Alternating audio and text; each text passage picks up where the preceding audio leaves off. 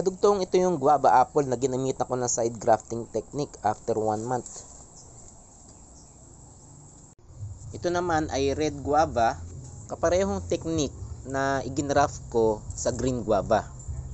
Inalis ko yung usbong ng green guava para hindi na maging kaagaw nito yung bagong graft na red guava. Ito na yung itsura ng guava apple after a year. Hindi ito yung mismong video ng guava apple, pero kaparehong technique ang ginamit ko. Madali lang himiwalay ang balat ng bayabas sa kahoy nito, kaya ganito ang ginagawa ko. Hindi kagaya ng sa mangga, patakpyas ang ginagawa. After mahiwa ang balat ng bayabas, hihilahin nyo lang ito at hihiwalay na ito doon sa kahoy.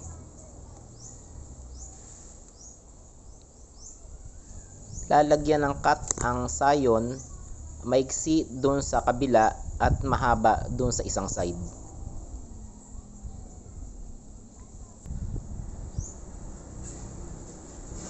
After i-cut ang sayon, pwede na itong ipasok doon sa rootstock.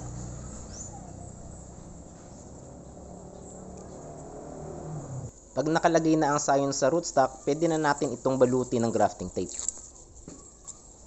Magandang gamitin ang ganitong technique dun sa mga halaman na madaling himuwalay ang balat sa kahoy.